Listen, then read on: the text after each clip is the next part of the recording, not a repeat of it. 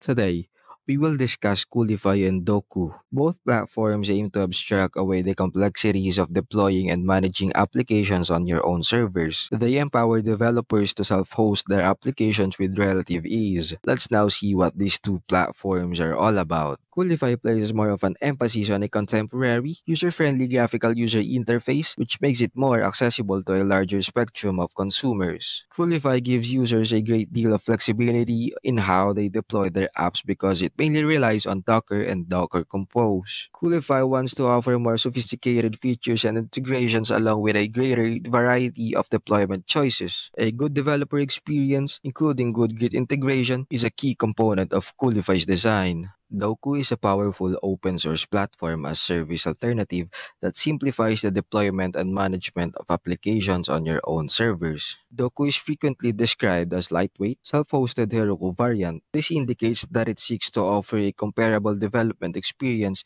enabling you to easily deploy applications. Fundamentally, Doku uses Docker to containerize apps. This streamlines the deployment process and guarantees consistency across many environments. It's a fantastic choice for people who wish to streamline the deployment process without sacrificing control over their infrastructures. All in all, Coolify has a strong focus on modern UI, while Doku is traditionally command line driven. If you prefer a simple, command line experience and value maturity, Doku might be a good fit. But if you prioritize a modern UI, greater deployment flexibility, and a focus on developer experience, Coolify is a strong contender.